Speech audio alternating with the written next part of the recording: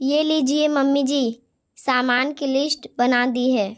ये कुछ ज़रूरी सामान है जो मंगवाना है। शांति ने लिस्ट अपनी सास सुधा जी के हाथ में थमा दी। सुधा जी ने चश्मा ठीक किया और गहरी नज़रें गड़ा के हर सामान पढ़ा। फिर पेन लाने को कहा। ये दाल 2 किलो की क्या ज़रूरत है, 1.5 किलो ही बहुत है। और ये मूंगफली भी आधा किलो ज़्यादा है, ये भी कम करो। 5 किलो घी, बहुत तो इस घर को ही डुबा देगी। पैसे क्या पेड़ पर उगते हैं जो इतना सामान लिख दिया। मैं नहीं रही तो तू इस घर को ही बेच कर खा जाएगी। तुझे क्या पता कितनी मुश्किलों से मैंने ये घर बनाया है, इसका एक एक सामान सजाया है। तेरी तरह राशन पर इतना पैसा फूंकती तो ये घर ना बन पाती। लेकिन मम्मी जी, मूंग की दाल पापा जी के सेहत के लिए अच्छी रहेगी, उन्हें पचाने में भी आसानी रहेगी। और मूंगफली तो रोज खाना चाहिए, इससे प्रोटीन मिलता है। अब मूंगफली बादाम से तो सस्ती ही आती है। और अभी सर्दियों में आप लड्डू तो बनाओगे, इसलिए इकट्ठा घी सस्ता पड़ेगा। अब 1-1 किलो घी लेना तो महंगा ही पड़ेगा। शांति ने समझाना चाहा, तभी सुधा जी फिर से गुस्सा करने लगती है। तू अपनी गणित अपने पास ही रख, इकट्ठा घी लाना भी महंगा होगा। और तू मुझसे बहसबाजी मत कर। ये घर मेरा है तो मेरे हिसाब से ही चलेगा। जिस तरह सामान हर महीने आता है उसी तरह से आएगा। तू मेरी रसोई में ज़्यादा दखल अंदाजी मत किया कर। अपना खाना बना और मुंह बंद रखा कर। सुधा जी के कहने के बाद शांति फिर से चुप हो गई। ऐसा पहली बार नहीं हुआ है कि उसको इस तरह से डांटा गया हो। सुधा जी की तो आदत ही हो गई है। वो अपनी बहू को अपने पैरों की जूती समझती है और उसकी बिल्कुल भी कदर नहीं करती है। हर समय ताने देना, अपमान करना उनकी आदत में है। शांति भी कुछ तो संस्कारों की वजह से सब सहन कर रही थी और कुछ उसकी मजबूरी थी। उसका पति मुकुल ज़्यादा कुछ कमाता नहीं था। ससुर सुरेश जी की तो सरकारी नौकरी थी, पर मुकुल ज़्यादा नहीं पढ़ा तो उन्होंने ही एक बिजली की छोटी सी दुकान खुलवा दी। बस वो उसी पर सुबह शाम बैठता था, पर कमाई इतनी भी नहीं थी कि दोनों जनों का पेट भी भर सके। घर का सारा मोटा खर्चा मुकुल के पापा ही उठाते थे, इसलिए वो और शांति उनसे दबकर रहती थी। उसके अलावा सुधा जी की ही घर में चलती थी। वो पूरे घर को अपनी उंगली पर रखती थी और सब घर वालों को नचाती थी। सुधा जी एक ही बेटा है। मुकुल पढ़ाई में ठीक ही था तो ज़्यादा ऊंची पढ़ाई नहीं कर पाया और घर पर ही रहा। अब भला बेरोजगार लड़के से कौन अपनी लड़की की शादी करता। सुधा जी ने जिद की और एक दुकान किराए पर ली और उसमें ही बिजली का सारा सामान भरवा दिया, ताकि इसी बहाने मुकुल व्यस्त रहे। शादी तो उनको भी बेटे की करनी थी। कोई भी लड़की वाला आता तो यही कहता, एक ही बेटा हमारा, आगे पीछे जो भी है सब इसका ही है। कमाई का तो क्या है, दुकान तो चल रही है और मेरे पति का भी सरकारी नौकरी है। बुढ़ापे में हमें तो पेंशन मिलेगी तो आपकी बेटी पर भार नहीं आएगा। वो हमारी जिम्मेदारी से तो मुक्त रहेगी। इतना बड़ा घर भी है और रहने वाले हम 3 लोग हैं। आपकी बेटी आएगी तो हमारे घर पर राज ही करेगी। ये घर सोना चांदी सब उसका ही होगा। शांति के पिता ने ये सब सुना तो उन्हें लगा कि उनकी शांति तो इस घर पर राज ही करेगी, इसलिए उन्होंने हामी भर दी। शांति को ये रिश्ता पसंद नहीं था, पर उसकी बड़ी बहन मानसिक रोगी थी। पापा मम्मी उसके कारण तनाव में रहते थे। बहुत जगह इलाज करा चुके थे, बहुत सा पैसा भी लगा चुके थे। ऐसे में उनके लिए शादी करना आसान नहीं होगा। पर बेटी की शादी तो करनी ही है और छोटी बहन भी कब तक कुंवारी बैठी रहेगी। सब कुछ सोच समझकर देखभाल करके शांति के पापा ने हामी भर दी, पर वो ये भूल गए कि लड़की की शादी के लिए घर परिवार और ससुर जी की नौकरी से ज़्यादा ज़रूरी है कि लड़की की काबिलियत और उसकी कमाई देखी जाए। आखिर लड़की को ज़िंदगी लड़के के साथ ही बितानी है। पति की कमाई हो तो वो सिर ऊपर उठा के चल सकती है, गर्व से जी सकती है। शांति और मुकुल की शादी हो गई। शुरुआती दिन तो अच्छे रहे, पर बाद में उसकी सास ने अपने रंग दिखाने शुरू किए। उसकी सास उसकी हर बात और हर काम में टोका टोकी करने लगी थी, जो उसके लिए असहनीय थी। हर बात में वो ये जताने लगी थी कि उनका पति कमा रहा है तो उसे सोच समझकर खर्च करना चाहिए। शांति चाय बनाती तो सुधा जी टोक देती, थोड़ा दूध कम डाला कर, दूध आजकल बड़ा महंगा हो गया है, कपड़ों पर ज़्यादा साबुन मत घिसा, तेरे ससुर जी बड़ी मेहनत से कमा कर लाते हैं, ज़्यादा देर तक लाइट पंखा मत चलाया कर, अब बिजली का बिल मुकुल तो नहीं भर देगा, ये टीवी देखना तो लाइट की बर्बादी है, इन सब से कुछ मिलता नहीं है। शांति का जीना मुश्किल हो गया था। वो मायके भी कुछ नहीं कह सकती थी, क्योंकि उसके मायके वाले वैसे ही बड़ी बेटी की बीमारी से बहुत परेशान थे। शांति छुपकर आंसू बहा लेती थी। अब सास तो रोज ही ये जताती थी कि घर उसके पति की कमाई से नहीं चल रहा है। सच है, जो ज़्यादा कमाता है वो उसके सिर पर सवार रहता है। सुधा जी के व्यवहार में कोई सुधार नहीं आया और उधर मुकुल की कमाई भी ज़्यादा नहीं बढ़ी थी, इसलिए वो अपना दबदबा बनाए रखती थी। मुकुल सुबह का गया रात को घर आता था।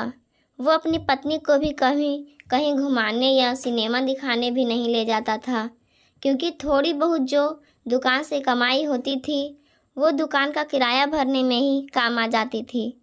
और ऊपर से मुकुल के पापा अपनी कमाई में से पैसा देते थे। शांति का जीवन एक मशीन की तरह हो गया था। सुबह जल्दी उठो, सारे काम करो, दिन रात सांस के ताने सुनो। एक खुली जेल में वो सजा काट रही थी, पर उसके मन की सुनने वाला कोई भी नहीं था। वो अकेले में आंसू बहाकर रह जाती थी। मुकुल से क्या कहती, वो तो खुद अपने काम से रात तक घर आता था और सुबह जल्दी जाकर दुकान खोल देता था। शांति एक दिन खाना बना रही थी तो सुधा जी रसोई में आकर बोलती है, थोड़ा देखभाल के सामान काम में लिया कर, इतनी महंगाई का ज़माना है और ये पापड़ सेकने की क्या ज़रूरत है, बेकार में ही सलाद काट रही है। कोई चीज़ मुफ्त में नहीं आती है, रोज़ रोज़ दाल बनाने की भी क्या ज़रूरत है। तेरे पापा जी और मैं तो कितना कम खाते हैं। घर में जो सबसे ज़्यादा कमाता है, जब वही नहीं खाए तो बाकी चीज़ें बनाने का क्या मतलब है। और तेरे पापा जी और मुझे ये सब्ज़ी पसंद नहीं है, मत बनाया कर। पहले जो ज़्यादा कमाता है उसका ध्यान रखा कर। मुकुल के लिए दुकान टिफ़िन भेजकर भरने की क्या ज़रूरत है, वो वहाँ दिन भर बैठा ही तो रहता है। शांति ये सुनकर चौंक गई। सुधा जी उसे हर बात में टोका करती थी और शांति के मन को यही बात कचोटती थी। वो बेहद दुखी रहने लगी थी।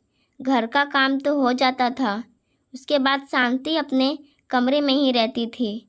उसकी पढ़ाई शादी के कारण अधूरी रह गई थी, जिसे वो पूरा करना चाहती थी। उसने अपनी सास को अपने फैसले के बारे में बताया तो वो भड़क गई। अब भला पढ़ाई लिखाई करके क्या करेगी, शादी तो तेरी हो गई, तू घर ही संभाल। पर इस मामले में शांति के ससुर जी ने उसका साथ दिया। तुम्हें क्या है, तुम्हारा काम तो हो जाएगा।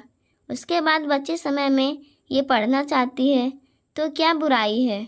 हमारा बेटा तो नहीं पढ़ पाया, कम से कम बहू तो पढ़ लेगी। हो सकता है ये पढ़ाई करके अपने पैरों पर खड़ी हो जाए तो हमारे मुकुल का भी भाग्य खुल जाएगा। ससुर जी की सहमति मिलते ही वो पढ़ाई में जुट गई और उसने अपनी डिग्री पूरी कर ली। डिग्री पूरे करते ही सुरेश जी ने उसे प्रतियोगी परीक्षा का फॉर्म भरवा दिया और कुछ महीनों बाद शांति की सरकारी नौकरी लग गई। ये बात उसकी सास को हजम नहीं हुई। पढ़ाई तक तो ठीक था, पर अब बहू नौकरी करेगी तो घर कौन संभालेगा और वो किस पर राज करेगी। मुकुल अपनी पत्नी की सफलता से बहुत खुश था। वही सुरेश जी ने बहू को सारा आशीर्वाद दिया, पर सुधा जी अड़ गई कि बहू नौकरी नहीं करेगी। ठीक है, पढ़ाई कर ली, परीक्षा दे दी, नौकरी भी लग गई, पर नौकरी करना ज़रूरी तो नहीं है। तेरे ससुर जी कमा रहे हैं, हम खुद भी खाएंगे और तुझे तेरे पति को भी खिलाएंगे। मम्मी जी, खाना तो भिखारी को मंदिर के बाहर ही मिलता है, पर पेट भरना ही काफ़ी नहीं है। उसे कितनी बार दुत्कारा जाता है, भीख के लिए सुनाया जाता है, उसकी हंसी उड़ाई जाती है, उसका अपमान किया जाता है। शांति ने कहा, मैं भी यही सब सहन कर रही हूँ। मैं इस घर में रहती तो हूँ, खाना भी खाती हूँ, पर वो इज्जत की रोटी नहीं होती है, क्योंकि वो रोटी मेरे पति की कमाई से नहीं, मेरे ससुर जी की कमाई से आती है, और उसके लिए मुझे ताने दिए जाते हैं।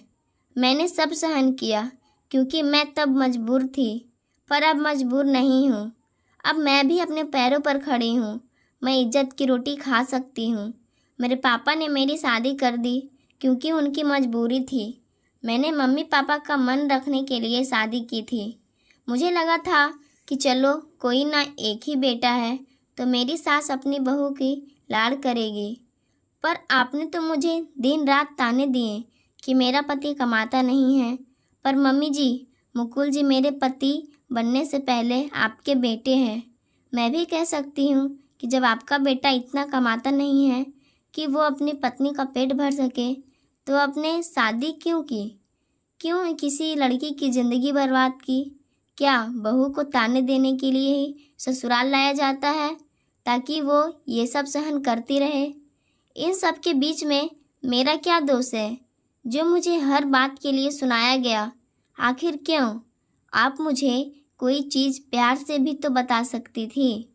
आप मुझे समझा भी सकती थी, कह सकती थी कोई बात नहीं, अभी मुकुल की कमाई कम है तो क्या हुआ, आगे बढ़ जाएगी। ये दिलासा भी दे सकती थी कि अभी तो मैं और तेरे ससुर जी हैं, तो तू किसी बात की फिक्र मत कर, हम सब देख लेंगे, संभाल लेंगे। इन सब से मुझे कितनी हिम्मत मिलती, मैं आपके दिल से इज्जत करती। पर अब मैं और नहीं सहन करूँगी। मैं नौकरी करूँगी और मैं अपना घर अलग कर लूँगी जहाँ मैं इज्जत की रोटी खा सकूँ। ये सुनते ही सुधा जी के पास कोई जवाब नहीं था। वो मन ही मन ग्लानि महसूस कर रही थी। तभी सुरेश जी बोले, बहू तुम नौकरी करो, पर अलग घर की ज़रूरत क्या है, यही सब साथ में रह लेंगे। पापा जी, मैं आपकी दिल से इज्जत करती हूँ। आज मैं जो भी हूँ सिर्फ आपकी ही वजह से हूँ। आप मुझे प्रेरणा नहीं देते तो मैं कुछ नहीं कर पाती, लेकिन मैं अलग घर लेकर रहूँगी, चाहे आपके सामने वाला घर ही ले लूँगी, ताकि वहाँ मैं इज्जत से अपनी मर्ज़ी से रह सकूँ। अब मैं नौकरी करूँगी तो दिन भर बाहर रहूँगी, घर पर ध्यान नहीं दे पाऊँगी, फिर से घर में कलह होगी, वो सब मैं नहीं चाहती हूँ। इससे अच्छा है हम आमने सामने रहे, एक दूसरे के दुख सुख के साथी बनकर रहेंगे, पास भी रहेंगे और दूर भी रहेंगे। मम्मी जी अपना घर संभालेगी और मैं अपना घर संभालूंगी। मुकुल भी चुपचाप खड़ा था। वो अपने मम्मी पापा के सामने कुछ नहीं बोलता था, पर उसे भी पता था कि सुधा जी शांति के साथ में कैसा व्यवहार करती है। उसने भी अपनी मौन स्वीकृति दे दी। शांति ने ऑफिस जाने से पहले घर के सामने ही एक घर किराए पर ले लिया और वहाँ अपने पति के साथ इज्जत से रहने लगी। पाठकों, बेटा कमाता नहीं हो या कम कमाता हो तो उसका दोष बहू को क्यों दिया जाता है? सास ससुर जैसे दुख में अपनी बेटी का साथ देते हैं, वैसे ही बहू का साथ क्यों नहीं देते हैं? आपकी क्या राय है? हमें कमेंट बॉक्स में बता सकते हैं, और अगर चैनल पर नए हैं तो सब्सक्राइब ज़रूर करें। धन्यवाद।